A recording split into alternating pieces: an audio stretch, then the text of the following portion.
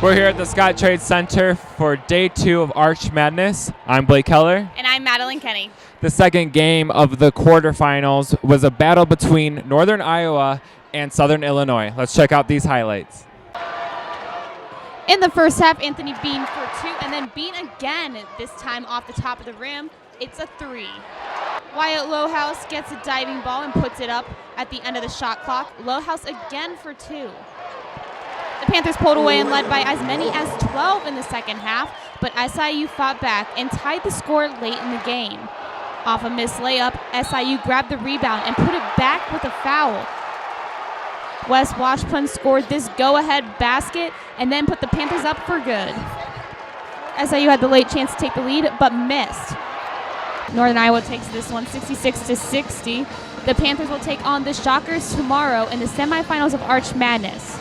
All right, Matt, this appeared to be a very uneventful game. Can you tell us what made the difference for the Panthers? You know what? I will agree. It was a very uneventful game. Both teams had offensive opportunities, and both teams seemed to not be able to score. So going into the locker room at the half, Northern Iowa was up by 1. During the second half, Northern Iowa went on a 12-point lead, and that's really what made the difference. I mean, Southern Illinois, they came back, but in the end, Northern Iowa's defense and offense was just too much for Southern Illinois' defense. Southern Illinois was not producing enough points. For Northern Iowa, we had Jeremy Morgan, who led the team with 18 points. There was also 3 other players that were scoring in double digits.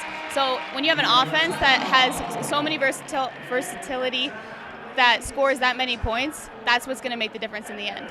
All right. Following that game, we saw Missouri State take on Evansville, which was expected to be a big blowout game, but that didn't quite happen. Let's check out these highlights.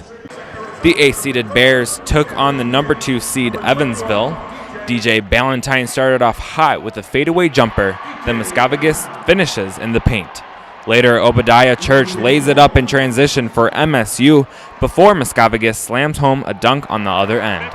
The Bears hung close in the second half with good 3-point shooting and tough defense, but in the second half, the Purple Aces continued their hot shooting. The Bears kept it close for a while with long buckets in the paint. For Evansville, Ballantyne closed the game out with a few clutch shots. He finishes with 21 points as the Purple Aces win 66-56 and move on to face the winner of Illinois State and Indiana State. All right, after checking out those highlights, Madeline, what's the story of the game? I think the big story is how close the game was towards the end. Like you said earlier, everyone thought that this was going to be a huge blowout. Missouri State, they have one of the worst scoring defenses in the Valley. On the other hand, you have Evansville, who has one of the top scoring in the Valley. So with that, there was just no way that this game could be close. Nobody would have thought of that.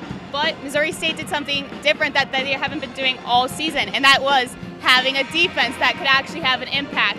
And that's very beneficial when you have players like Miscavige, who is leading the nation in double-doubles. He recorded his 27th in today's game. He also leads the team in rebounds. He had 18 in this game alone. He's usually averaging about 14, so he had a standout night tonight. But what another person on Evansville that's really standing out is DJ Ballantyne. He led with 21 points for the team. And then on the other hand, you have Missouri State. You know, like I said, their offense, their defense, they all really made an impact. For defense, it was definitely Boone. He has a game-high 26 points, 10 rebounds, recording Missouri State's only double-double of the game. So I have to give respect to Missouri State. They really stuck in this game more than a lot of people thought that they would have. I definitely have to agree there. I was watching that as well, and I was surprised at the fact that they were holding their own against the number 2 seed team. So yeah, as you can see, we're sitting here, Scott Trade Center, where Illinois State, Indiana State are playing. We'll keep you updated on that coverage. Check back with Rambler Sports Locker and Loyola Phoenix. I'm Blake Keller. And I'm Madeline Kenney. We'll see you soon.